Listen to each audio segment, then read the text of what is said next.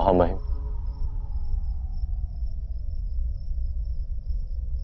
रणभूमि में प्रवेश करने से पूर्व मैं आपको प्रणाम करने आया।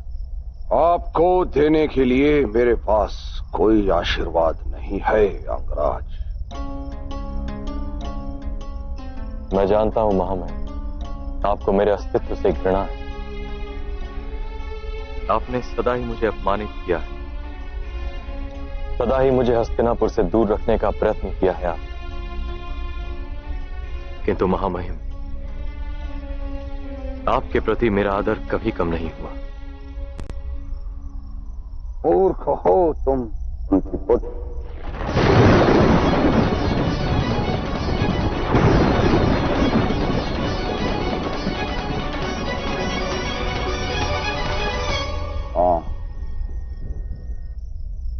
मैं जानता हूं कि तुम कुंती पुत्र हो,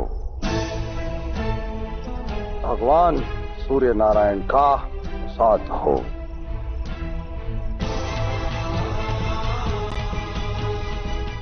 पांच पांडवों के ज्येष्ठ भ्राता हो। ये आज से नहीं, वर्षों से जानता हूं मैं पुत्र। तुम दिव्य हो और घृणा नहीं, करुणा के कारण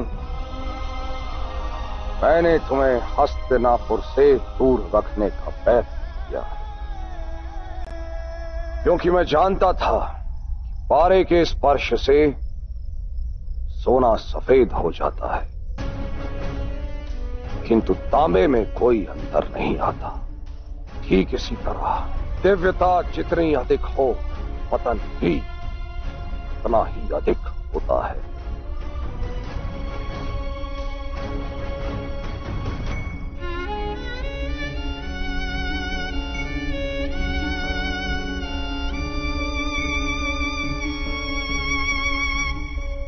मेरे जन्म का रहस्य तो आप जानते हैं महामहिम, किंतु क्या मेरे जीवन का रहस्य जानते हैं आप? जब सारा समाज किसी व्यक्ति को दुत्कार देता है तो समग्र जीवन उसे मृत्यु के समान प्रतीत होता है। नदी में डूब रहा मनुष्य मगरमच्छ की पीठ पर बैठकर भी अपने प्राण बचाने का प्रयत्न करता है। जब सारा समाज दुत्कार दे तो व्यक्ति धर्म अधर्म का ज्ञानी नहीं बन सकता महामहिम। मैं जानता हूं पुत्र,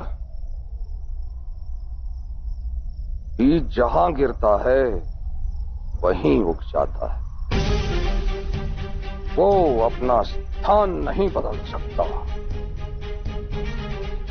ये तुम्हारा दुर्भाग्य है कि तुम्हें इन अधर्मियों के बीच सबसे पहले स्थान प्राप्त हुआ, और तुम्हारा दुर्भाग्य ही समस्त समाज का दुर्भाग्य बन गया है।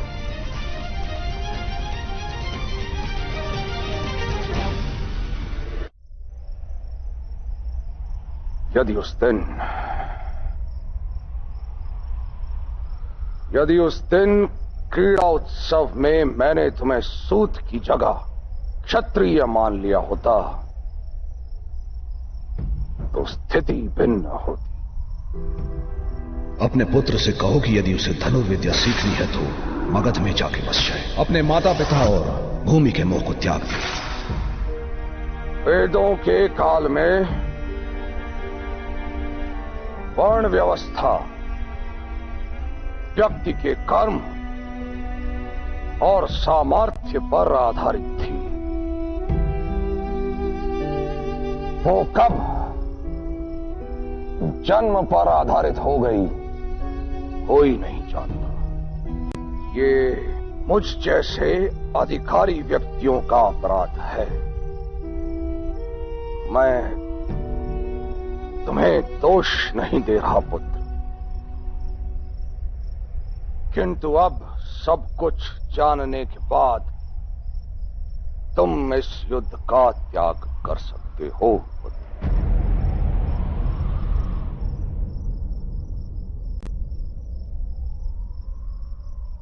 अब यह नहीं हो सकता महामहिम। मेरे मित्र ने मुझे जीने का कारण दिया है जीवन भर। उसका त्याग करके अब मैं उसकी मृत्यु का कारण नहीं बन सकता। जो तुम्हें उचित लगे वही करो। नियति स्वयं अपना निर्माण कर लेती है। मेरी या तुम्हारी इच्छा या अनिच्छा से क्या हो सकता है? मैं तुम्हें विजय का आशीर्वाद नहीं दे सकता, किंतु यदि कोई और आशीर्वाद मांगना चाहते हो तो अवश्य। बस एक ही आशीर्वाद दीजिए महामहिम।